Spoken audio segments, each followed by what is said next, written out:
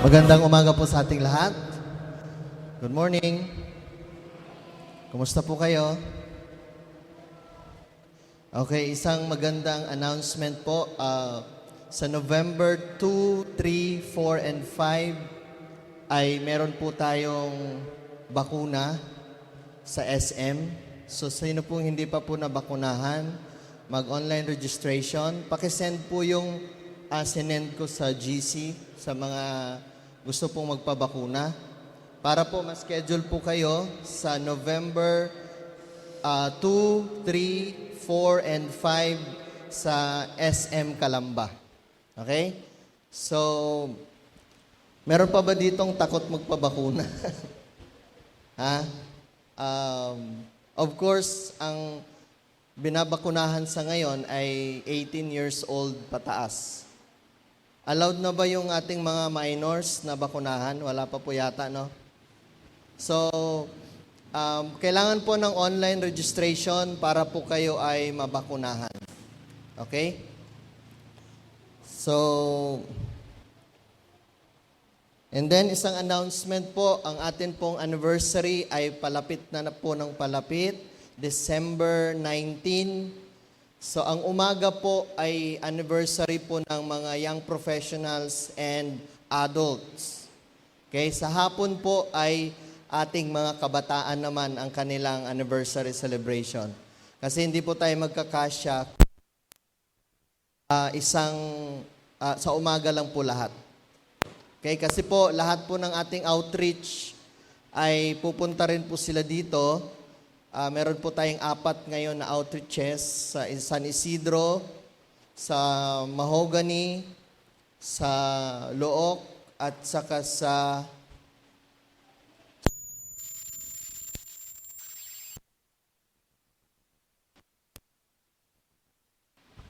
Hello. Ayan. Ang isa po natin, ang pinakamalayo ay Southville sa Marinig. So, yun po yung ating mga outreaches. Next year, meron na po akong 2 lalaking kinausap na magtatayo ng outreach. Okay, so napakabuti po ng ating Panginoon. So, are you blessed? Bukas po ay November 1. Tama po ba? Tama po ba? Kaya po magpipreach ako ng isang bagay na related bukas para magbigay po sa atin ng kaalaman. Pwede nyo bang tingnan muna yung katabi nyo? Saglit lang. Yung pakisilip lang konti. Ayan, yan. Kabisado po ba? Ayan, okay. Okay, unang tanong ko po bago tayo mag-pray. Sa tingin nyo yung katabi nyo, may pagka-ala witchcraft po ba yan? Mangkukulam. Tingnan nyo nga po. Tingnan nyo. Meron ba? Pastor, wala po. Mga Christian po tayo eh. Hindi, pakisilip po ulit. Pakitingin ulit. Ha? Sabi nga po ng kanta, sa mata makikita ang aking damdamin. Okay? Kasi, ang Amerika, alam niyo po ba kung bakit ang Amerika is a country which maraming carnal Christians? They can stand in their faith. Because sila rin po ang nagpasimuno ng isang tinatawag na occasion na hanggang sa Pilipinas po ay ina-adapt natin. Just for the sake of party. Okay? So, today I will talk about witchcraft and disciples. Kasi baka akala nyo, Kristiyano po tayo, pero meron pagkamangkukulam. Ha? Okay, sino ditong one time nakapag-isip ka sa kasama mo, sana madapa ka. Sana bumagsak ang negosyo mo. Sana makarma ka. Sana. Yung ganon. So, siguro naman, walang makakaligtas sa atin pagpatungkol sa ganyan. Tama? Lalo na pag galit na galit ka. May iba pa nga, kabataan, sasabihin nila, sa magulang nila, sa sobrang galit, mamatay ka na sana. Sabi naman ng magulang, sana hindi kita pinanganak. Nung pagkaanak mo, sinakal na kita. Ha? May mga ganon. Because sa galit. And that word, I research sa dictionary. Ito pala yung tinatawag na spell. Alam niyo yung word na spell? Yung, di ba pag ngayon, meron tayong, yung mga modern spell ngayon. May stick. Ganon. Kita niyo? Sa movie? Oh, sino nakapanood ng Harry Potter? Yun na lang. Di ba? Okay? So, titingnan po natin yan kasi baka maging kultura natin ang tinatawag na witchcraft bilang mga Kristiyano. Okay? Para po wala tayong ganon. Okay? Meron pa nga po ngayon hindi gumagamit ng stick pero madalas. Okay? Mag-ingat po tayo. So, handa na po ba tayo? 1 Samuel chapter 15 verse 23. I will read the scripture and we will pray. Sabi po dito, and Samuel said, hath the Lord as a great delight in burnt offerings and sacrifices, as in obeying the word of the Lord. Behold, to obey is better than sacrifice, and to hearken than the fat of rams. 23. For rebellion is a sin of witchcraft, and stubbornness is as iniquity and idolatry. Because you have rejected the word of the Lord, He has also rejected you from being a king. Let us pray. Lord God, today, we ask, Lord, that you will enlighten us, Lord, sa salita mo sa oras na ito. God, we ask that you will reveal to each and every one of us the word witchcraft and how, Lord God, bad it is, Lord, sa Christianity. And Lord, na dapat kami, Lord, we will never and ever, Lord God, engage to any form of witchcraft, Lord God, in this modern day. We thank you in Jesus' name. Amen and amen. Okay, sabi po dyan sa Bible, ang pagre-rebelde ay katumbas lang ng isang pangkukulam. Ulitin ko. Tingnan nyo katabi nyo. Witchcraft ba? Hindi. Hindi. Tanong ko ulit, nagrebelde na ba yan? Ni minsan ba'y nagrebelde yan? Hindi ko po alam, Pastor. Mamaya tatanungin ko.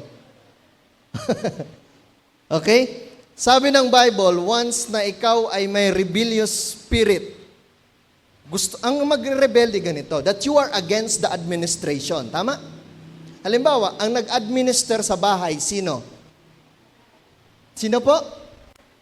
Nanay at tatay. Tama po ba? And then merong anak, talagang napaka-ayaw niya. And that is rebellion. Saan po ba? Sa school, sino po ang administrator sa school? Teacher, tama po ba? Sa room. Sa kabuang school, principal at iba pa. Once you against to it, meron kang pusong rebellion. Kaya nga po sa gobyerno, may tinatawag na NPA. And they are the left side or the mga rebelding komunista. Okay? Tama po ba? And somehow, nakakalungkot nga, dahil yung mga universities pa ang nire-recruit ang kabataan, unknowingly, pag nahinog sila, hindi nila alam, rebelde na sila. Tama? And then, sabi ng Bible, at ito pa nakakalungkot, ang daming rebelde, pero pag tiningnan mo sa Facebook or something, nandoon pa rin yung pagiging religious people. Parang nasa Diyos pa rin siya, nasa simbahan siya. Di ba? Pero nandoon yung pagiging rebelde. Kaya nakakalungkot isipin. And I found out sa aking pag-research that there is a witchcraft in religion. Ang witchcraft pumapasok sa mga relihiyon. Nakakalungkot yun. Tama po ba? Hello? So, masarap po bang pakinggan pag sinabihan kang mangkukulam ka? Masarap po ba pakinggan? Hindi. Pag sinabihan kang rebelde ka, masarap po ba pakinggan? Hindi rin. Tama? At sabi, ang susunod pa dyan, and stubbornness, yung katigasan ng ulo, ay katumbas ng idolatry. Ang idolatry is yung meron kang Diyos-Diyosan. Hello, bakit? Kasi ang Diyos-Diyosan mo, yung pride na meron ka. Yun yung God mo. That you will continue to be stubborn, ayaw mo. O dinidelay mo yung dapat mong gawin. No? Sino dito nasabihan, kabataan, be honest. Sinabihan ka bang ang tigas ng ulo mo ng magulang mo? Ako lang? Yung aamin? Grabe naman kayo. Nasabihan akong matigas ang ulo ko nung ako yung mga kabataan. Ha? It's because yan kasi ay kumbaga nature ng kasalanan na ibinigay sa atin ni Adan. Na gusto ni God maputol sa atin. So, witchcraft ay sometimes ayaw natin makita. Yung totoong witchcraft, no? Pero marami sa atin gustong manood ng horror. Tinatakot ang sarili. No? Tama po ba? Ngayon, ano sabi ng Bible patungkol dito? Is God happy about Christian who are involving witchcraft or the party of the witchcraft? Sa trabaho, meron bang Halloween party? Meron, wala? Meron, wala? Sa school, meron po bang Halloween party? Mga kabataan, alam nyo ngayon, gustong i-imply ni Satan na yung evil maging somewhat like cute. Kaya mga bata ngayon, sinusuotan natin ng witchcraft. Sabihin, hoy, ang cute naman, vampire. Tama hindi? Tama po ba hindi? Now, kung tayo po ay naranasan yan, out of ignorance, sasabihin ni Lord John, okay, patatawarin ko yan. But now that you are aware, nasa sayo na yan. If you will continue to party with the devil. Alam niyo ba yung mga Halloween party is a party and it is a celebration? Tama? Masaya ka. Tama? Maraming Kristiyano mas masaya sa Halloween kaysa pumunta ng church. Hello? Tama po ba? Pag pumunta sa mga Halloween, walwal talaga eh. Papuri sa iyo, Satanas. Ako ngayon ay si dakilang mangkukulam baba. Ayun gano'n. Mangkukulam baba. Pero pag sa church, because kung anong meron ka, yun lumalabas talaga yun eh. That's why God wants you to be reminded that being in His presence, there is fullness of joy. Hello? Pag na kay Lord, mas masaya. Tama? Tama po ba? Hello? Yan. Parang nagkamali yata akong magsimba ngayon na.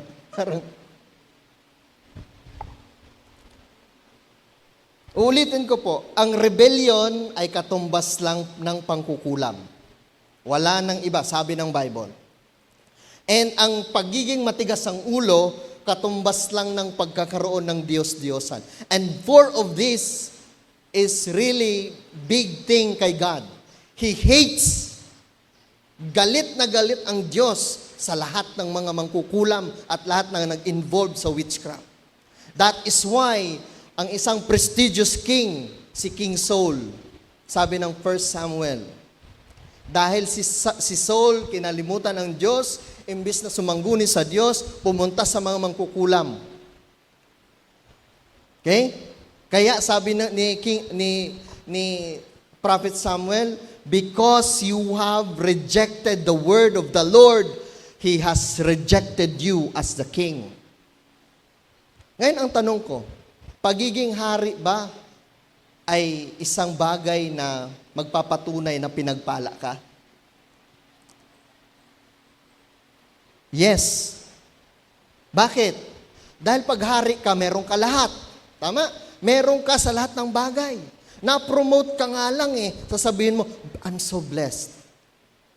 But that blessing might become temporary pag once sinabi ng Bible, you have rejected the word of the Lord. Pwede kang bumagsak. Ha? Pwede kang bumagsak. Kaya kang ibagsak ng Panginoon because aanhin mo man, sabi nga ng aanhin mo man ang lahat kung wala ka sa Panginoon. Si Saul ganun Pinalitan siya ngayon ng isang panibagong hari. Ang pangalan niya ay David. Si David hindi perfect. Alam naman natin po siya na hindi siya talaga perfectong hari. But ang good thing kay King David, he seek the Lord always. Pag nagkamali siya, seek naman siya kay God. So ano ang problem? Kung bakit merong witchcraft? Bakit ang daming Kristiyano nag-i-involve sa mga Halloween? Bakit? Because of rejection from the Word of God. May tatlong bagay na madalas, tatlong utos ng Lord na madalas nating nire-reject. Kaya tayo nai-involve sa kung ano-ano. Pagdating ng ganang party, wala ka ng discernment. No? Parang okay lang sa'yo. Okay lang sa'yo. Mga kabataan, mag-post kayo sa Facebook ng profile picture, tapos lalagyan nyo ng parang mga sungay-sungay. Mga ganyan, sungay-sungay. Anong nilalabas mo sa madlang people that you are a son of the devil? Alam nyo, ako yung pinaka-cute na anak ni Satanas. Kita nyo? Ganon? Anak ka ng Lord Tama po ba? That's why I will always say na paano mo makilala ang sarili mo bilang Christian, promote yourself in Facebook, in Twitter, Instagram, kung ano ka bilang anak ng Diyos. Ha? Bakit? May nabasa ako dito. And I want to share it with you na kung saan napakatindi. Ang meaning pala ng witchcraft is involving or nagpapakita ka ng charm. Alam niyo yung word na charm? Hindi lang pala siya ang papangit ng mukha, ganun. Hindi. Ang witchcraft, it means you are involving into something that is catchy and charming. Pastor, masama po bang maging charm? Masama po bang maging charm? Alam niyo, pagiging charm, okay lang yon.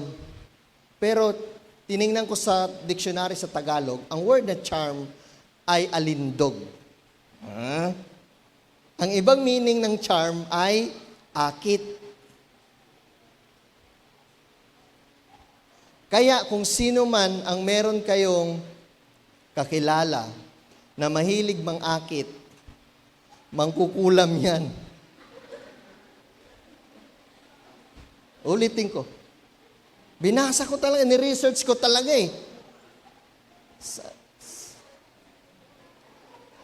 Okay lang yung charming ka na. Okay na yon. Kung cute ka na, okay na yon. Pero yung bang mang-aakit, pero meron kang parang boys. Boys na lang tayo. Alam mo, number 1 talagang mga mang-aakit, boys Lalaki. Sa totoo lang. Oo.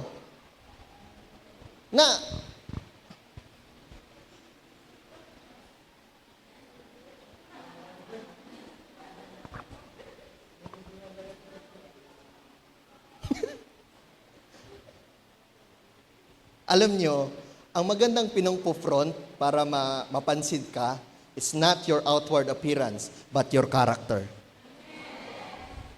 Babae, kung gusto mong makita kang maganda ka, maghugas ka ng plato.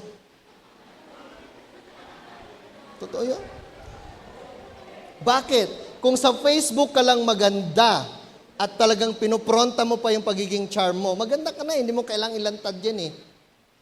And then the Bible or the dictionary itself nagsasabi, ang dictionary mismo nagsasabi that this is like bewitching or charm or showing a charm. Kaya mag-ingat po tayo. Ang anak ng Diyos maganda at pogi. Tama? Tama po ba? Huwag kayong paloko sa demonyo na pangit ka. Kung sino man nagsasabi sa'yo na pangit ka, it's a lie from the devil. Ngayon, dahil charming ka na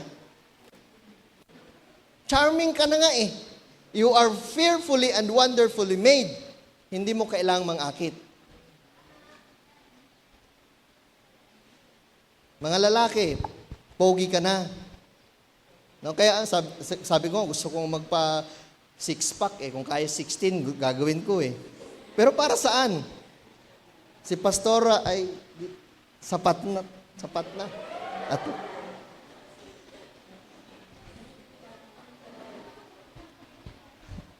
sapat na, pwede na ba to? Okay na ba to? Gusto ko pang talagang, okay na yan. Hello? Tama po ba? So mag-ingat po tayo. Kasi, unknowingly, you are rejecting the word of the Lord. And once makita ni God na nire-reject mo ang salita niya, unti-unting malalagas kung anong meron ka. Unti-unti naman yan eh. Kagaya ni Saul, unti-unti siyang nawalan. Nawalan siya ng tao, sa mga tao, pabor sa tao. Unti-unting nawala hanggang yung pagiging hari niya, tuluyan siyang nawala at napalitan ni David. Andyan pa po ba kayo? Sino ditong charming? Ha? Grabe naman kayo. Ako lang aamin. Charming din ako. Pero kung nang-aakit ka na nga, ano ba sa English yung nang-aakit? Yung bang, hindi, ano yun eh. Malalim na yun, masyadong kalaswaan na yun, yung seductive. Yung akit, hindi ka naman talaga nang-aakit na parang seductive. Pero yun bang gusto mong makuha yung attention? Yun yung sinabi ng dictionary. Yung attention, yung gusto mo silang ma-entertain na ikaw na yung front ng attraction. Hello? Yan yun. Kahit wala yung salitang seductive word, but the dictionary said na yun yung tinatawag na witchcraft. Okay? Huwag po tayong magpaloko. Sabihin mo nga sa katabi mo, maganda ka o gwapo ka, pero anak ka ng Diyos. Okay, number 1. Ito po yung mga commonly nire-reject ng tao. Matthew chapter 6 verse 33. In seeking the kingdom of God, take note sa 1 Samuel because you have rejected the word of the Lord and then you are rejected as the king. Yan sabi ng scripture. Dahil meron kang rebellion, meron kang witchcraft, meron kang stubbornness, at meron kang idolatry. But seek first the kingdom of God and His righteousness, and all of these things shall be added unto you. Si Saul nawalan, pero pag ito ginawa natin, madadagdagan ka. Ang sabi ng Bible, madadagdagan, added. Madadagdagan ka. Padagdag ng padagdag kung anong meron ka. No? Kaya nga po, in a simple way, wag nating i-participate ang ating mga anak, wag nating i-participate ang ating mga sarili sa witchcraft. Kung may Halloween party man, hayaan nyo silang mag-party kasama ang kasamaan. Because the original word niyan, or history niyan, ay ginawa nila yan to celebrate all the dead people. Kasi ang paniwala nga nila, pag namatay ang tao, 40 days pa siya bago pumunta sa purgatorio. Sabi po ng Bible, once we are dead, diretso ka sa Hades or sa paradise. Wala ka ng gala dito. Si Jesus lang po yung gumala dito, pero hindi siya kaluluwa. Siya ay isang talang resurrected body. Ha? Huwag kayong magpaloko na para bang sinasabi na pag namatay ka, pag-alak-alak si lolo mo, si auntie mo, si kung sino man. Wala pong ganun sa Bible. And that is all. Kung meron man kayo nakita, yan, mga demons ang tawag dyan. Ha? Halimbawa, sino takot dito sa horror? Takot manood ng horror? Huwag na kayo manood. Ba't niyayaya ka? Sama tayo, horror. Sige. Alam niyo kung wala pandemic ngayon, pumipila na kayo sa Enchanted Kingdom at yung mga horror na lumalabas. Ha? Para ba tinatakot mo sarili mo? Once we seek first the kingdom of God, ito pa. Pastor, paano po ba mag-seek sa kingdom ni God? Very simple. Tanungin mo ang sarili mo, kung lahat ba na meron ka, pinapagamit mo sa kaharian ng Diyos? Sino ba ang nakikinabang sa bahay mo? Ipapagamit mo ba ang bahay mo sa Halloween party? Pero sa cell group, ayaw mo? Sa Bible study, ayaw mo? Pag any party that involves yung ayaw ni God, okay sa'yo. Pero pag kay Lord, ayaw mo. Yung cellphone mo ba ay nagagamit mo para kay Lord? Yung sasakyan mo ba nagagamit mo para sa Panginoon? Hello? Tanungin mo yan. Because once you seek God first, you know what is His priority. Amen? Kaya ako, I'm so blessed doon sa mga patuloy na nagpapagamit ng mga motor, tricycle, lalo na meron tayong mga outreach. No? May nagagamit kaming sasakyan pag mga mentoring, gano'n. I'm so thankful. Bakit? Alam mo, ang priority mo that you want to seek the kingdom of God first. Kung anumang meron ka. Amen. Amen po ba? Ano pa bang meron kayo? Try to question, Lord, nagagamit ko ba to? Yung pinakamaganda mong damit, ginamit mo na ba yan para sa Panginoon? O pag pumunta ka sa church, yung okay na to. No? Pero pag umattend ng kasal, Pastor, magagaw na ako sa church. Then sinasabi ko, what is your preparation? Di ba? Yung gamit mo, pag mga magagandang okasyon, talagang yung plansa mo niyan, baliktaran pa yun. Isang oras ka pa nagpa-plansa. Pero pag sa church, okay na to. Okay na to. See?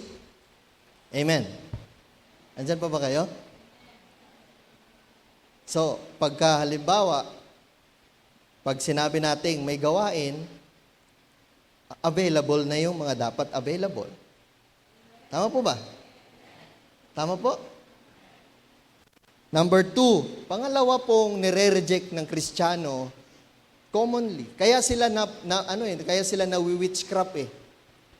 No? Alam niyo ba, ang Christian, but once you are not shielded, or hindi ka ba, binaba mo yung pananggalang mo, spiritual.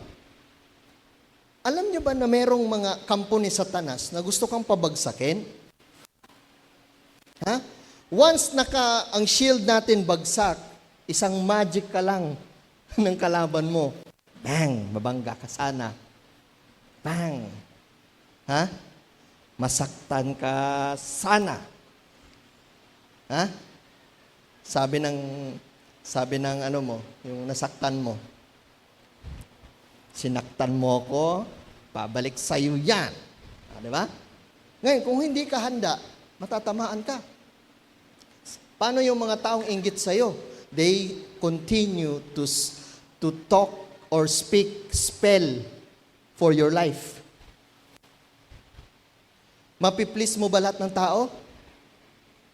Mapiplease nyo po ba? Hindi. Hindi nyo po mapiplease lahat. So lahat ng against sa'yo, lahat ng meron ka or against sa'yo, ay, ano mangyayari? They will speak pangit sa'yo. Pangalawa po is giving back his portion. Yung pinakamandato ng Lord na ibalik yung kanyang bahagi ay madalas nating hindi ginagawa. Mark chapter 12. Okay, ito yon. Ang sabi ni Jesus, sabi kasi ng mga tao nung araw, Lord, magta-tax ba kami? Magbabayad po ba kami ng tax?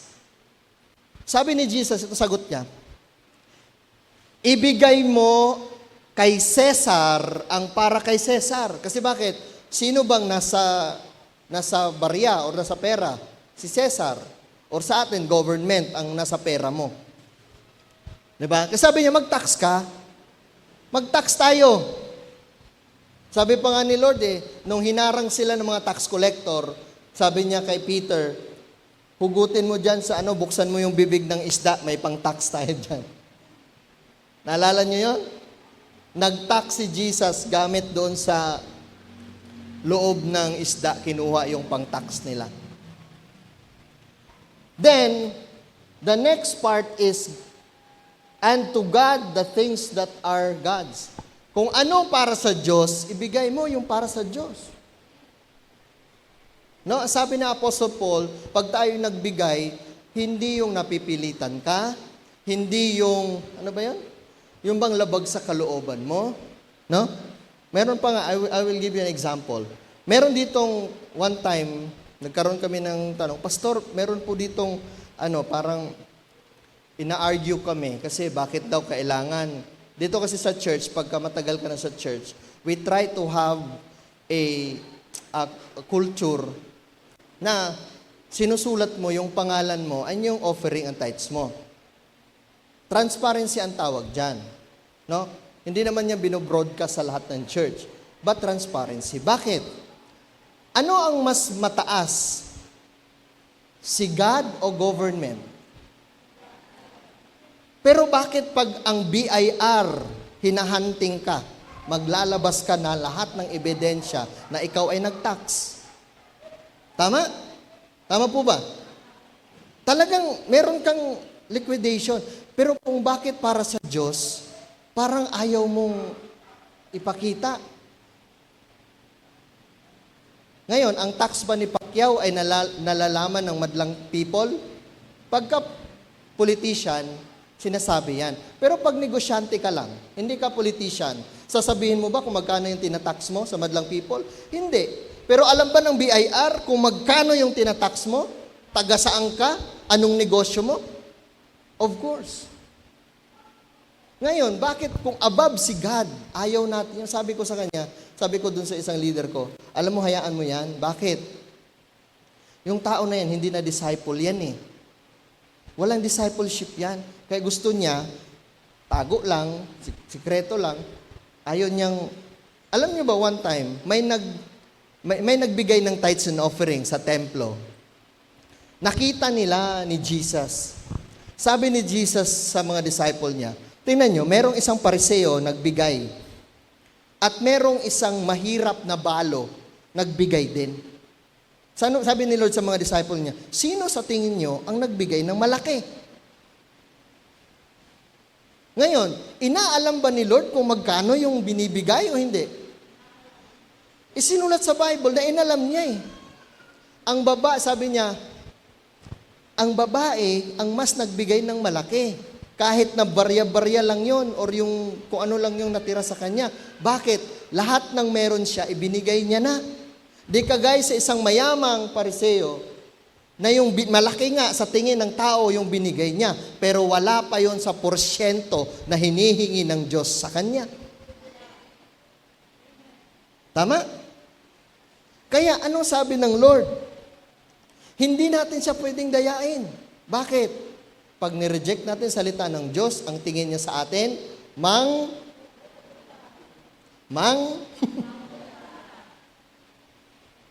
Kaya kami ni Pastora, ever since, yan ang pinaka-number 1 nakakatakot gawin sa harap ng Diyos. Na hindi namin ibigay yung para sa Diyos. Hello? Andyan pa po ba kayo? Wala sa halaga, kundi nasa percentage na hinihingi ng Diyos sa'yo. Baka mamaya, ma-realize mo na, no?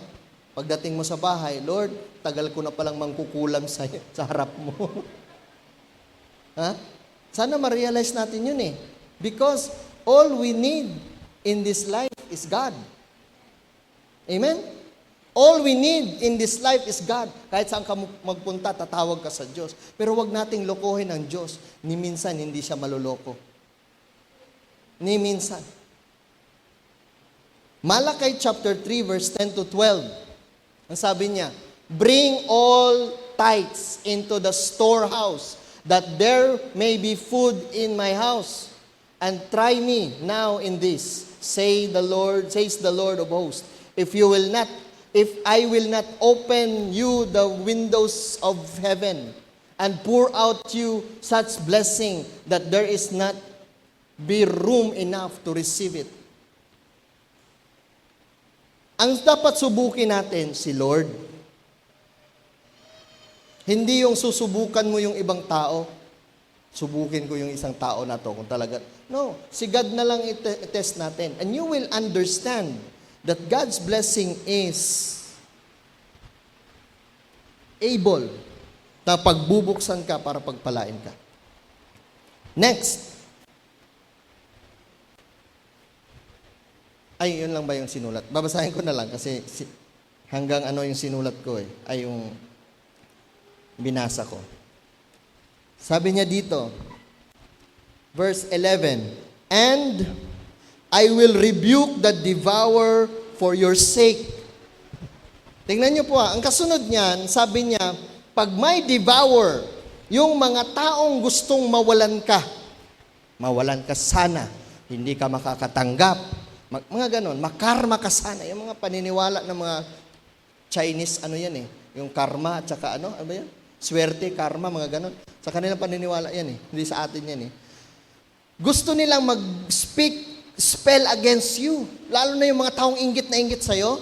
Ay talaga, hindi ka tatantanan yan.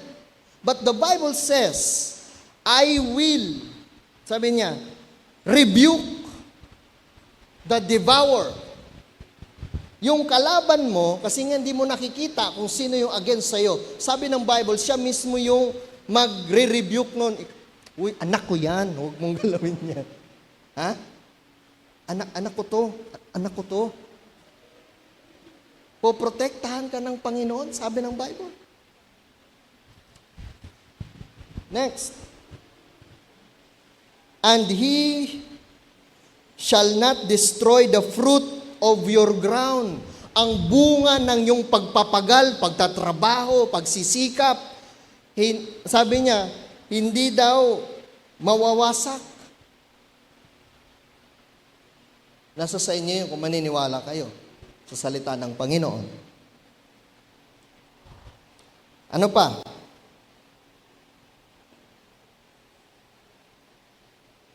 Neither shall your vine cast her fruit before the time in the field.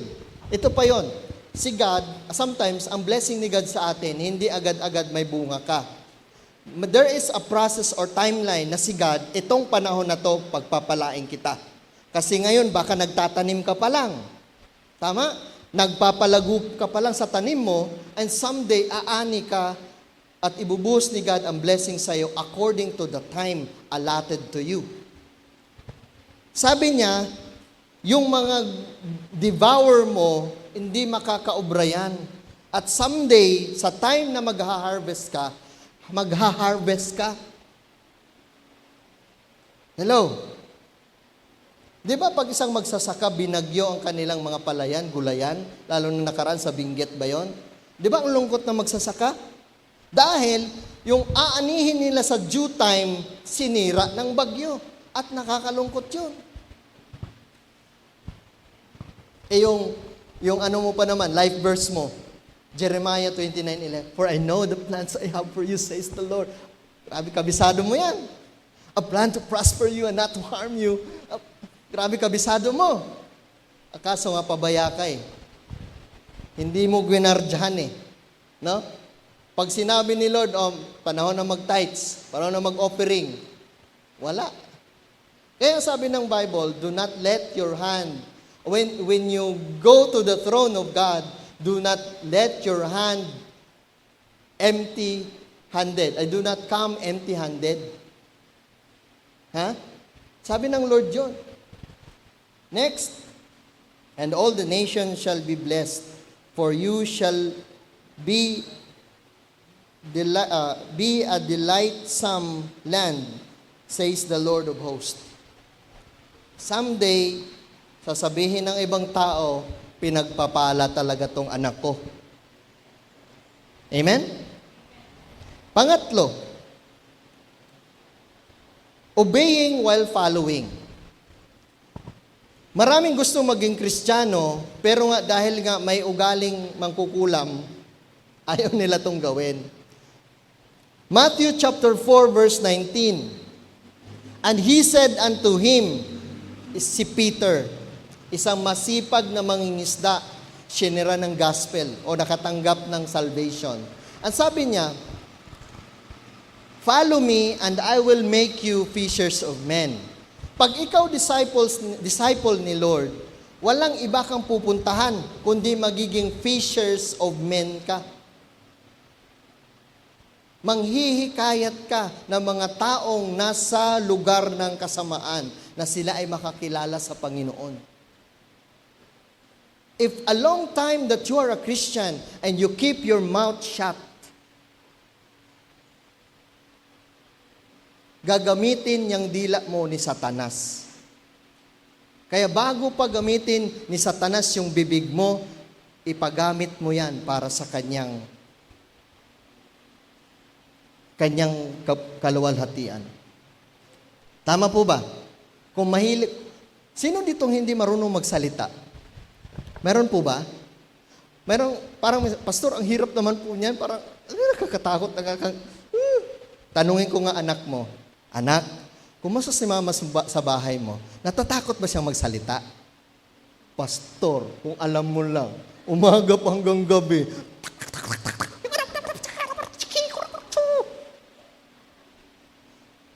akala mo lang hindi ka marunong magsalita.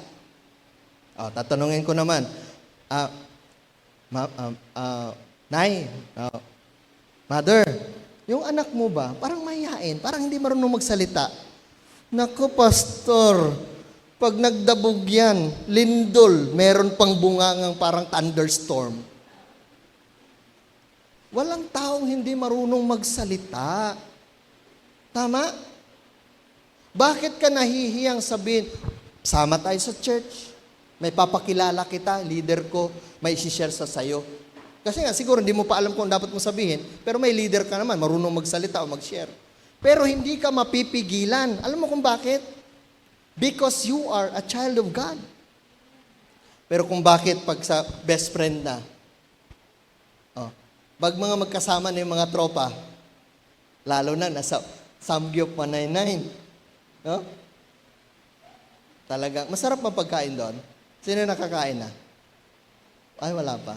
O kasi, nirequest ako doong mag-blessing at saka mag-ribbon cutting. Kaya sabi ko, may blessing to ni Lord eh. Pero hindi pa ako nakakain eh. Kaya, someday siguro. Okay, pero alam ko may nakakain na dito. Pero di ba pag nandun ka sa peers mo, di ba yung bunganga mo hindi mapigilan sa sobrang saya? Ay, friend, alam mo ba? Si ay, talaga naman, friend. Masaya bang nagsasalita? Masaya po ba? Of course. Because we are designed by God to speak. Pero bakit pag kay Lord, tahimik ka na? Bakit kay Lord parang wala ka nang magawa? Parang ginapos ka na ni Satanas. Kasi gusto niya yun eh. Huwag kang magsalita pagpatungkol kay Lord. Pag kay Lord ka, tahimik ka. Ayan, chismis na sa barangay. Sige, kasama ka na dyan. Buksan na yung takip mo. Open, speak out. Pag patungkol sa politika, bubuksanin na Satanas yung bibig mo. Magsalita ka na. Alam mo ba si ano? Ano ako? Kulay itim. Pag hindi mo ipapagamit yung bibig mo kay Lord, gagamitin ni Satanas yan. And you will spell out of your mouth. Kasi gusto kanyang maging mangkukulam. Kaya po, yung mahilig magmura, sasabihin ko po sa inyo ito ng buong puso, kronika ni Satanas. Ambassador ka ni Satanas. Si Satanas talaga naman gusto palamuray. Gusto niya sirain ka. He come to steal, to kill, and destroy. That is why, kung meron ka pang nakasanayang ganyan, alisin mo na yan. Ganito, isa pa. Kung yung bibig mo, sanay ka sa lengguwahe ng mga, ano ka ba naman, chorba bells.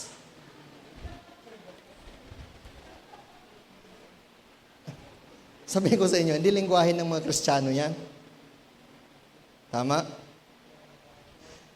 Charing. Charot. Sabihin ko sa inyo, itigil mo na yan. O galing pangkukulam yan eh.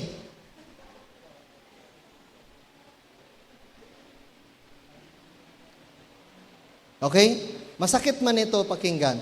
Pero my prayer is, once we speak the truth will set you free. Pag alam mo yung katotohanan, palalayain ka ni Lord. So, sabi dito, allow the Lord to make you what He wants, not your wants. Alam mo si God, kung anong gusto niya, yun ang gagawin natin. We try to do it. Hindi yung gusto natin. Kasi nga, yung gusto natin, yan po yung pag ini-insist mo yung gusto mo lang. Nagpapakita lang na meron kang stubbornness. Yung meron kang katigasan ng puso. At sabi ng 1 Samuel, ang katumbas po niyan ay idolatry, na meron kang Diyos-Diyosan sa puso mo, at yun ay tinatawag na pride. Pride yun, kaya stubborn ka. Kaya ka nagre-rebelde sa magulang mo, kasi nga mangkukulam ka na. Sabihin mo sa anak mo, anak, hindi kita pinaglihi sa mga mangkukulam. Anak, hindi kita pinaglihi sa... Hello? Kaya mga dalaga, lalo na mga kabataan natin sa church, maganda na kayo. Maganda na kayo. Tama po ba? Mana naman kayo sa kagandahan ni Pastora eh. But don't make your beauty na akit, okay na yung akit. Kasi akit, ang word ng akit kasi ganda, charm. Pero yung mang-aakit, iba na yun. Okay? Iba na po yun. Reflection. Micah chapter 5 verse 12. Ito ang gusto ni Lord. Wala nang ibang gusto si Lord na mangyari sa ating buhay patungkol dito. In terms of yung ating tradisyon ng Halloween, tradisyon ng kung ano man. No, yung nakasanayan natin sa bahay. May rebellion, may witchcraft, no? Kung meron kayo doon, mga sungay-sungay, yung mga hat ng tapon nyo na yan. Tapon nyo yan. Sunugin nyo yan. Hindi naman nakakabuti yan eh. Because sabi ng Bible, we are not fighting against the flesh, but against principalities, against power, against spiritual spirits, against demons. And witchcraft is a demonic activities. Gawaing pang demonyo yan, sabi ng Bible. Ito sabi ng Micah, I will cut off sorcery from your hand, and you shall have no soothsayer. Witchcraft, sorcery, at iba pa. Same lang yan siya. Nasa kategorya ang sorcery ng witchcraft. Kahit nga sa laro mga games, online games, hindi kayo masyadong aware that you are very fanatics in witchcraft. Kaya okay lang sa'yo to. Okay lang sa akin to. And sabi ni Lord, I will cut off. Putol. Pag may narinig kayo, halimbawa, mga anak, namura ka. Namura, narinig mo yung mura sa'yo. Sabi mo, cut. Cut. Alam mo, ikaw, bobo ka hindi ka mag-ano. Cut.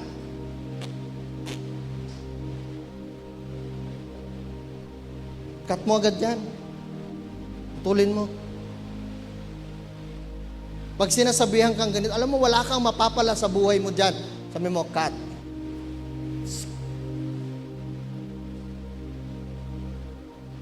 But we need to do something. Lahat ng meron ka sa bahay mo that involves witchcraft, sorcery, ano pa man yan, putulin mo yan. Kung yung ang bahay mo, mga sasakyan mo, o kung ano man, motor mo, o kung ano man yung gamit mo, ginagamit mo lang yan para sa mga inuman, mga party-party, Halloween party, tara, diretso tayo. Sabihin mo sa sarili mo, cut, Lord, papagamit ko to sa'yo because galing to sa'yo, Lord. Tama? Let everything that you have will give glory to your God. Bigyan mo ng kapurihan ng Lord. Hindi yung nagpasalamat ka lang dahil meron ka. Kundi, Lord, show it to God. God, I am willing. And everything that I have, Lord, pag may opportunity, I will share it, Lord God. The Lord wants to cut your rebellion. He wants to cut your witchcraft. He wants to cut your stubbornness. And He wants to cut your idolatry. Rebellion, it happens when you are always against to something.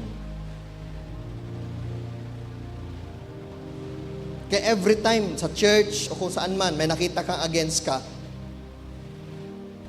pwede kang mag-suggest ng something better, but when against it, you will speak.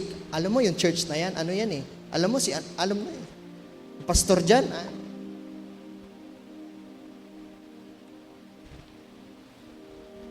Witchcraft happens when you believe or believing in the other source of power. Witchcraft yun. Makarma ka sana. Saan ba galing yung salitang karma? Katuruan yan ng mga Buddhist. And why you are applying the teaching of Buddhist that you are a Christian? Tama?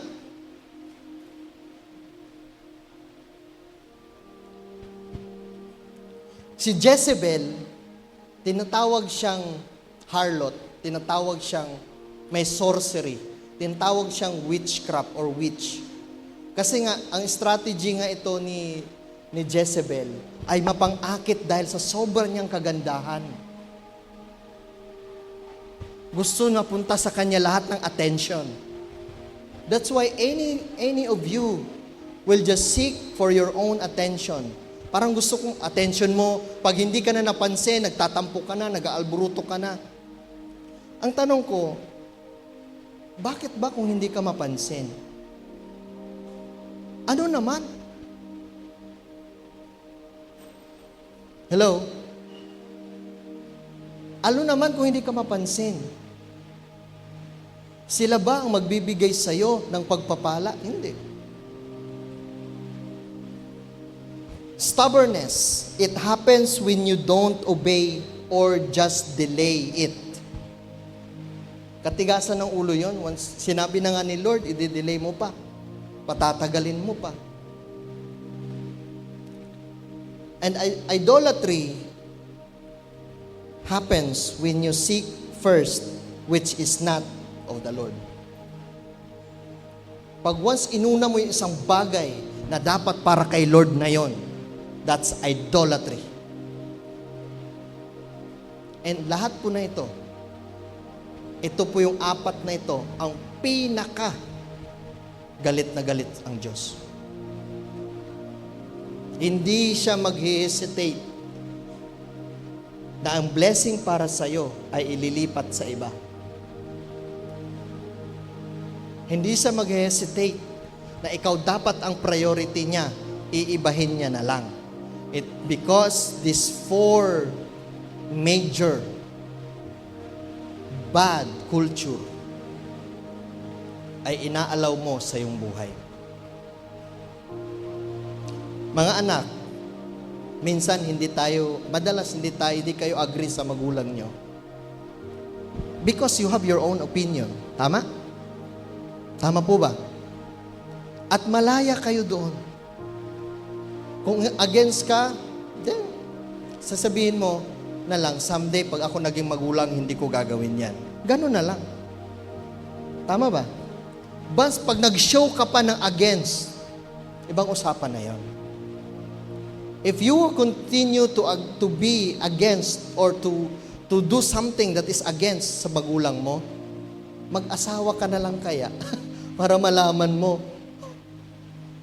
Tama po ba? Kung against ka sa teacher mo, ba't ka dyan nag-enroll? Pag puro ka, ano ba yung school namin? Ano ba itong school namin? Pag ganun ka, ba't ka dyan nag-enroll? Lumipat ka.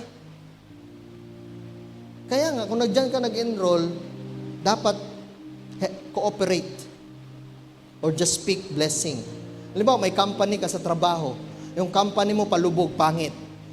Instead na nakikisama ka doon sa negative yung sinasalita mo o sinasabi mo, while not speak blessing, pagpasok mo sa gate, sasabihin mo, Lord, pagpalain niyo yung kumpanya namin para pati ako, Panginoon, pagpalain.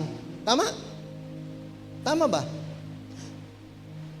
Mga anak, wala kang baon, walang binibigay ang magulang mo. Why not pagtulog ng magulang mo, mag-pray ka, Lord, pagpalain niyo po ang magulang ko, alisin niyo po yung espiritu ng kuripot sa kanilang buhay. Para magkaroon ka ng pera. Tama hindi? Why not pray? Why not speak blessing? Why not encourage? May kasama ka sa trabaho, ang pangit. O mga kasama sa bahay, walang pakinabang. Why not speak? Alam mo, ikaw yung sleeping giant ng ating pamilya eh. Ngayon tulog ka pa lang. Pero balang araw pag nagising ka, wow! Wow! Sigaw na ako Tama? Why your negativity becomes your asset? Hello? Handa na ba kayo? Putulin natin ngayon? Handa na po ba tayong putulin? Let us stand up.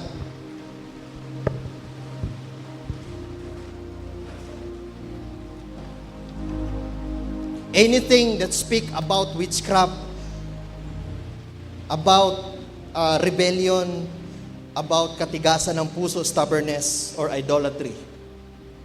Lahat ng yan, kung meron ka sa bahay, or kaibigan mo, sinasamahan, puro negative, puro kung ano-ano man. It is time that God wants you to cooperate with Him. Sabi ng Micah, He will cut everything. Your sorcery, witchcraft, rebellion, anything that will hinder your blessing. Alam niyo ang pagpapala ni Lord, nakaabang na yan eh. Ha? Nakaabang na po yan eh. Nandyan na yan. Meron lang pumipigil. Barado. Barado kasi.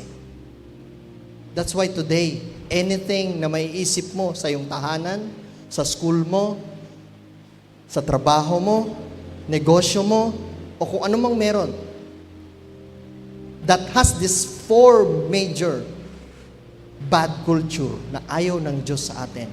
Today is your opportunity to destroy it in the name of Jesus. Let us pray. God, today, I pray, Lord God, any form or spirit of the devil, Lord, we are battling, Lord God, not in the flesh, but in the spirit. Kaya, Panginoon, wala po kami magagawa without the power of the Holy Spirit. Without the power, Lord God, that you have given us. And without the authority, Lord God, na yung ibinigay sa iyong mga disciples. Today, God, kung meron man ditong hindi pa po nakakilala sa iyong anak na si Jesus, at hindi pa nila tinanggap ka bilang Panginoon at tagapagligtas ng buhay nila. Today, I pray that break the spirit of stubbornness sa kanilang puso. And they will accept you today as your Lord, as their Lord and Savior. Lord, na sila'y hihingi ng tawad sa kanilang mga kasalanan. At buong puso kang tanggapin sa kanilang buhay. And to declare that today, sila ay magiging kasama sa pamilya mo bilang totoong iyong anak. And God, today, any form of rebellion in our family, in the school, in workplace, o kahit sa negosyo, Panginoon, o kahit dito sa aming lipunan, Lord, kung meron man ito sa iyong mga anak sa oras na ito, God, we pray that you will destroy the spirit of rebellion. God, palitan niyo po ito, Panginoon, ng puso na handang sumunod sa iyo, na handang umunawa, handa, Panginoon, na mag-cooperate, Lord God, to any leaders that you have given them. Lord, I pray instead of rebelling, they will bless their families. They will bless their parents, Lord God. O yung amo sa trabaho, o kung ano man, Panginoon, na may higher authority, instead of speaking against them, that they will be pro to them, Lord God. They will speak life, prosperity, cooperation, abundance. And Lord, any form of witchcraft, sa lahat, Lord God, na nag-i-involve sa Halloween, and anything, Lord God, that involves this wicked practice, Lord God, since the history begins, Lord God. Lord, I pray, as you cut it off, Lord God, sa aming buhay, Lord, lahat ng meron sila sa bahay, the instrument of witchcraft, Lord God, itatapon nila, isusunugin nila, Panginoon. And they will say to their lives, no more witchcraft in our family. No more involvement in these evil parties. In Jesus' name. In Jesus' name. And Lord God, sa lahat may katigasan ng puso sa oras na ito. Lord, na ilang beses ka nang nagsabi sa kanila. Ilang beses mo na sila, Panginoon, ni-remind at sinabihan na sumunod. And until now, God, they have delayed it. Lord, today, break that spirit of stubbornness in their lives, Lord God. And they will able, Lord God, to step forward to obey you. That we will become instrument for your kingdom. Lord, hayaan niyo po na ang bawat isa, Lord, lahat ng meron kami, we will let these things, Lord, available for your kingdom. Kung anumang ministries, Lord God, ipapagamit po namin ito, Lord God, para sa iyong kaluwalhatian. Lord, thank you. And any form of idolatry, this pride, that this self-centered spirit, Lord, will be broken today in the name of Jesus. In the name of Jesus. Lord, palayain niyo po ang aming pamilya, Panginoon, dito sa sumpa na ito. Lord, na kung anumang nakaharang, Lord, sa spiritual blessing na yung binigay sa amin, Lord, today it will be unleashed in Jesus' name. In Jesus' name. Lord, there will be, Lord God, spiritual revival in this church. More involvement for your kingdom.